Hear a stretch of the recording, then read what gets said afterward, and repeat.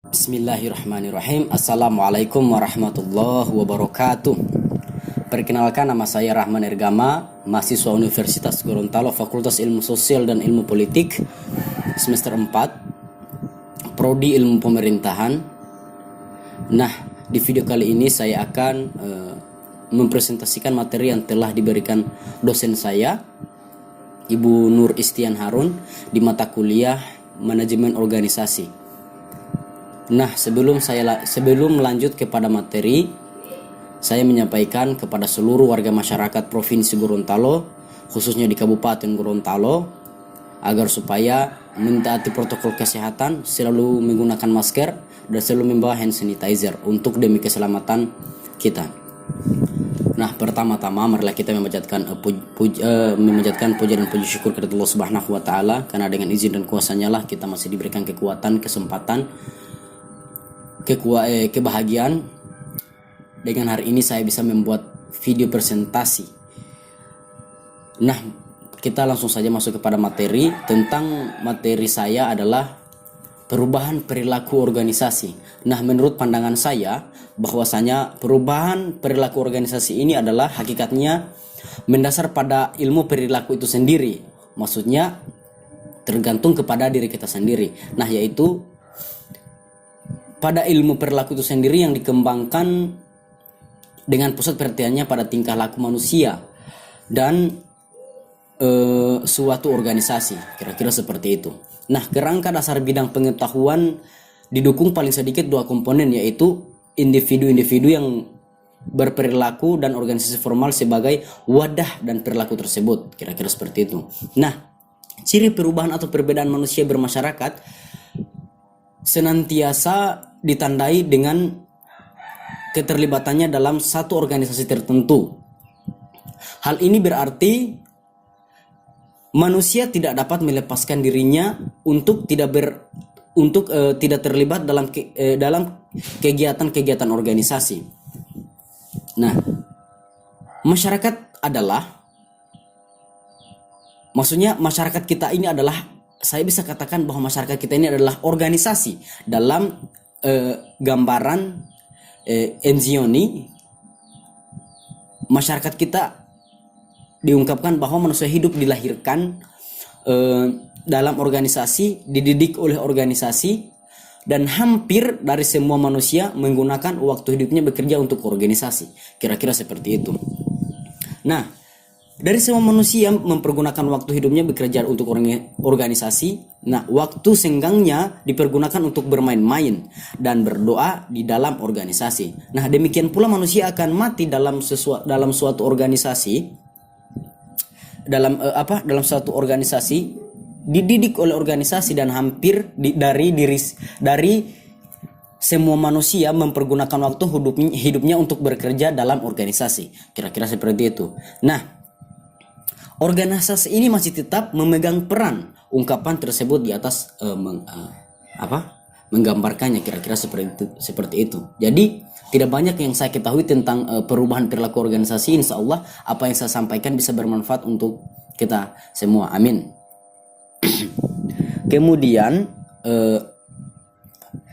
perilaku organisasi atau perilaku perubahan organisasi berinteraksi akan menghasilkan diskusi-diskusi yang menarik tentang perilaku organisasi sebagai fokus perhatian itu sendiri.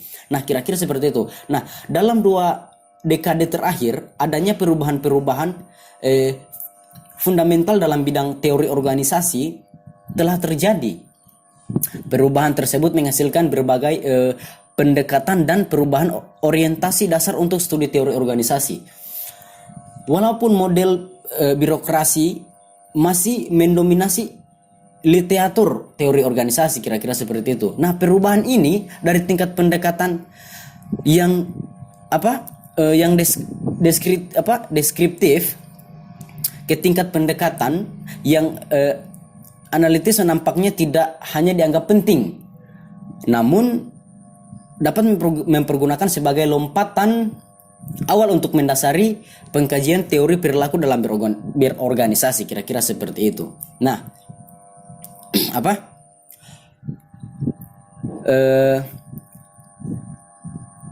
lagi?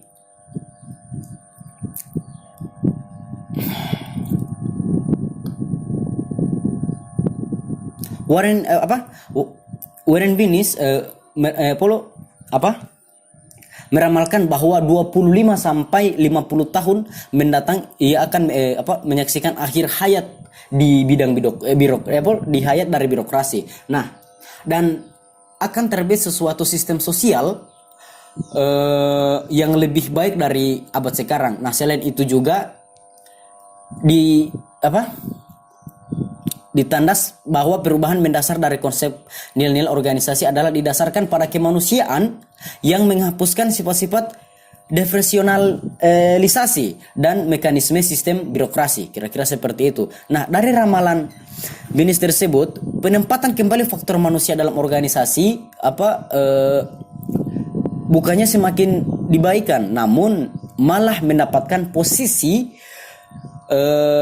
yang mantap untuk diskusi tentang teori organisasi di masa yang akan datang, kira-kira seperti itu. Nah, terdapat 3 dimensi pokok dalam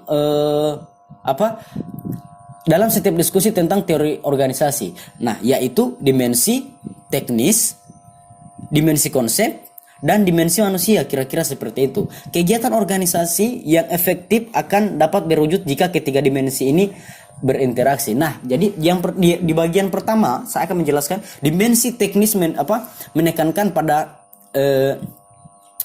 kecakapan yang dibutuhkan untuk menggerakkan organisasi, kira-kira seperti itu. Nah, dimensi ini berisi keahlian-keahlian birokrat atau manajer bidang teknis yang diperlukan untuk menggerakkan organisasi. Misalnya, keahlian komputer, pemasaran, engineering, dan sebagainya, kira-kira seperti itu. Nah, yang kedua, dimensi konsep merupakan motor penggerak dari dimensi teknis yang sangat berhubungan erat dengan dimensi manusia, kira-kira seperti itu. Nah, dan yang ketiga dimensi manusia. Jika birokrat bekerja hanya mengandalkan dimensi teknis dan mengabaikan dimensi konsep atau dimensi manusia, maka akan menimbulkan sesuatu iklim yang tidak respektif terhadap faktor pendukung. Nah, utamanya organisasi. Ilmu perilaku organisasi berusaha mengurangi sikap birokrat yang tidak respektif tersebut dengan memutuskan sebagian pandangannya pada perilaku manusia pada perilaku manusia itu sendiri sebagai dimensi yang penting dalam suatu organisasi, kira-kira seperti itu. Nah, pendekatan perilaku dalam organisasi menekankan bahwa manusia dalam berorganisasi adalah merupakan unsur yang kompleks. Kira-kira seperti itu, unsur yang kompleks, sehingganya adanya sesuatu kebutuhan akan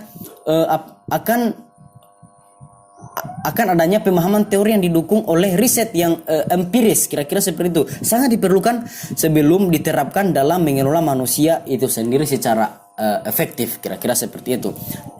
Ada juga secara tradisional atau manajer atau birokrat memahami dimensi manusia dalam organisasi dalam pendekatan asumsi-asumsi ekonomi, suasana kerja, keamanan, dan sebagainya, kira-kira seperti itu.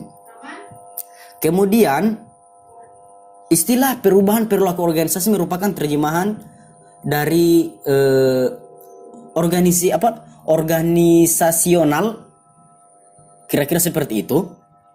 Menurut perilaku organisasi merupakan suatu studi yang menyangkut aspek perilaku organisasi meliputi yang ditimbulkan dari perubahan organisasi terhadap manusia, kira-kira seperti itu. Nah, yang ditimbulkan merupakan pemahaman prediksi dalam manajemen perilaku manusia dalam berorganisasi, kira-kira seperti itu ya. Nah, tujuan praktis dalam perlahan dari studi ini adalah untuk mendeterminasi bagaimana perilaku manusia mempengaruhi usaha pencapaian tujuan-tujuan organisasi tersebut, kira-kira seperti itu. Nah, bidang baru dari ilmu tingkah laku yang dikembangkan dengan titik perhatiannya pada pemahaman perilaku manusia, yaitu organisasi yang sedang berproses dinamakan perubahan perilaku organisasi. Nah, itulah materi yang saya sampaikan.